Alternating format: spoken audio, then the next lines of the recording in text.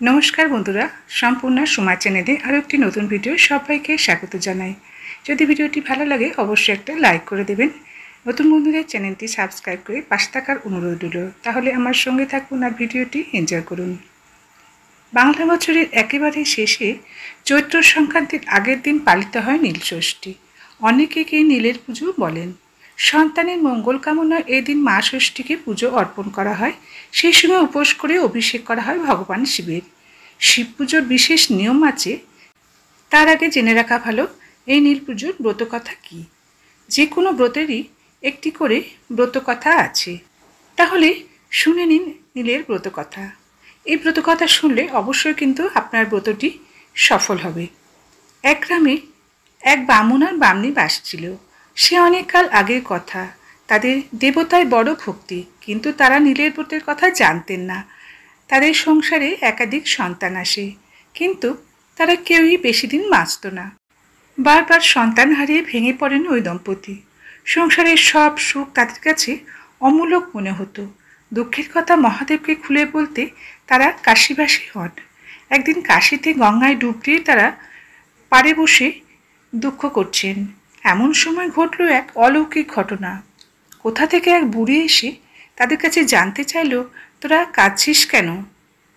বামনীও কাঁদতে কাঁদতে তাদের বারবার সন্তানদের মৃত্যুর কথা জানালো ওই বুড়িকে। ওই বৃদ্ধা ছিলেন ছদ্মবেশী মা ষষ্ঠী। তিনি তখন জিজ্ঞাসা করলেন তারা নীল ষষ্ঠীর ব্রত করেন কিনা। তারা তো অবাক। বামনী জিজ্ঞেস করল, সে আবার কি? বুড়ি তখন জানালো, পুরো চৈত্র মাস সন্ন্যাস যাপন করে সংক্রান্তির আগের দিন মা ষষ্ঠী ও ভগবান শিবের পুজো করে উপবাস ভঙ্গ করতে হয়। সেদিন নিরামিষ খেতে হয়, শরবত খেয়ে ভাঙতে হয় উপবাস। এতে তুষ্ট হন শিব ঠাকুর আর মঙ্গল করেন সন্তানদের। এই কথা বলে মা ষষ্ঠী কোথায় যেন মিলিয়ে গেলেন। তারপর বামুন বামনী নীলের ব্রত নিজেরা তো পালন করলেনই, আর প্রতিবেশীদের মধ্যেও ছড়িয়ে দিলেন ব্রত কথা। তারপর তাদের আবার সন্তান এলো। সাধারণত চৈত্র সংক্রান্তিতে নীল পুজো করেন মহিলারা।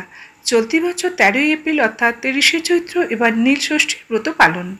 সাধারণত যারা এই ব্রত পালন করে তারা দিনভর উপোস করেন। সন্ধ্যায় শিবের মাথায় জল ঢালেন। উপাচার হিসেবে অবশ্যই বেলপাতা, ফুল, ফল এবং মোমবাতি থাকা বাঞ্ছনীয়। পুজোর পর ভেজানো সাবু খান অনেকে, সঙ্গে ফল দইও থাকে। আবার কেউ কেউ লুচি পরোটা খেয়ে থাকেন। এই দিন ব্রত পালনের ক্ষেত্রে মনে রাখা উচিত যাতে গরম খাবার গ্রহণ করতে না হয়, এবং সেই সঙ্গে শিবলিঙ্গে যে ফলগুলি নিবেদন করা হয় সেগুলো কখনো ঘরে নিয়ে আসা উচিত নয়। এগুলি সবসময় ব্রাহ্মণদের দান করে আসা উচিত। এই নিয়মগুলি পালন করে নিষ্ঠা করে পুজো করলে তবেই ব্রতের সম্পূর্ণ ফল পাওয়া যায়। ভিডিওটি আজ এখানেই শেষ করছি। ভালো থাকবেন। সমাপ্ত। ধন্যবাদ।